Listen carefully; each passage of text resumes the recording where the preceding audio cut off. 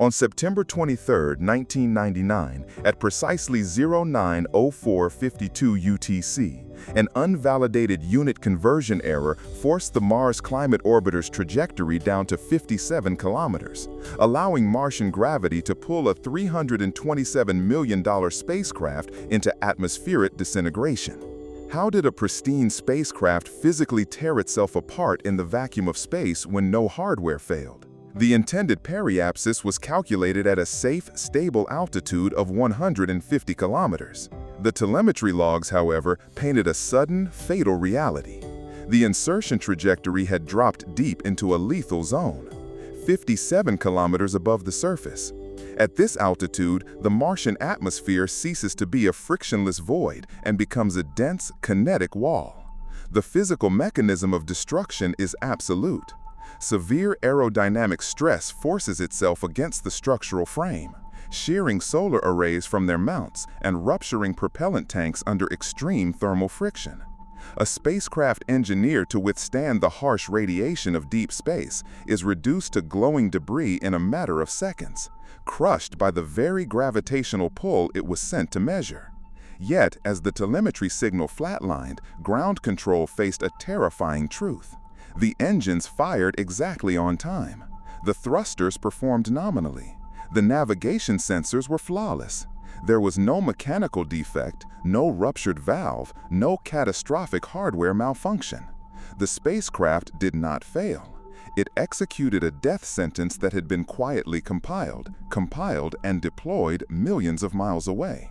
To understand this disintegration, we must rewind the system clock.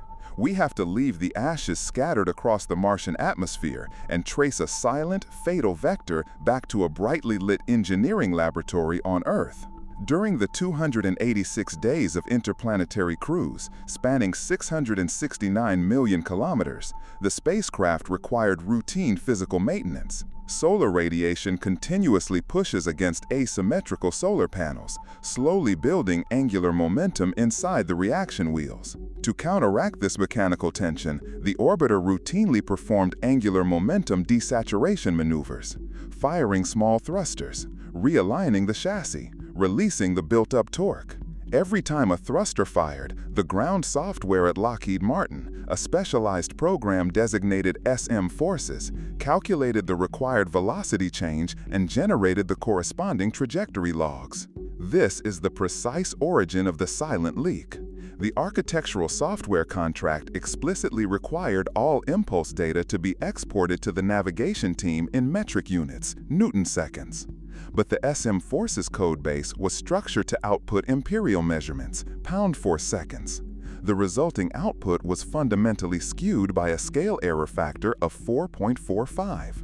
Every single log file transmitted across the interface boundary to the Jet Propulsion Laboratory carried this dormant logic vector.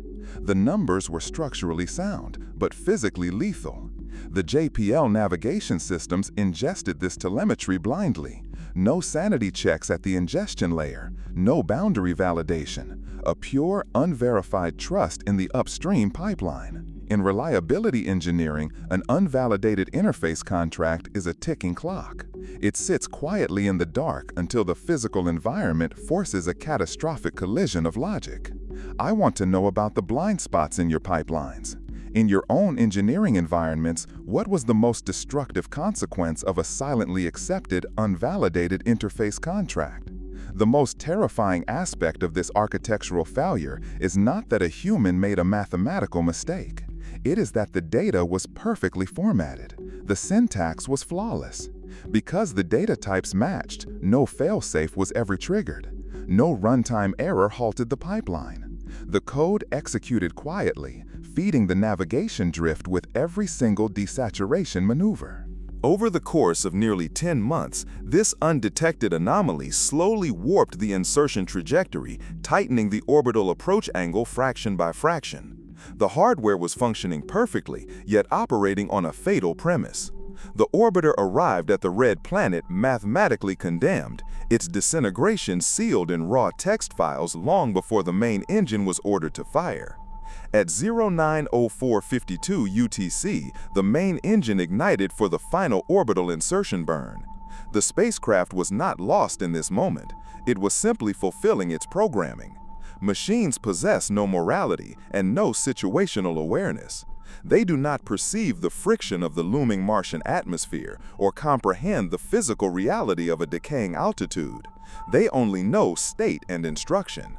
The onboard flight computers processed the corrupted trajectory state, calculated the required thrust based on those skewed coordinates, and drove the vessel straight into the thermal kill zone.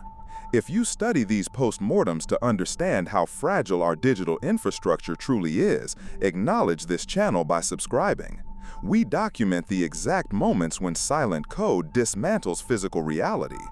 In the subsequent failure boards, human instinct is to isolate the individual developer who wrote the export script. That is a dangerous distraction. The root cause is always architectural. A total financial loss of $327.6 million evaporated into the Martian sky, not because of a unit typo, but because of the complete lack of safeguards against unvalidated interface boundary contracts. The pipeline allowed critical telemetry to cross from one engineering entity to another on pure assumption. No sanity checks at the ingestion layer. By blindly accepting external data without strict validation, the architecture itself guaranteed the destruction of the physical asset. The MarsClimateOrbiter did not fail. It executed a fatal, unvalidated parameter with absolute precision.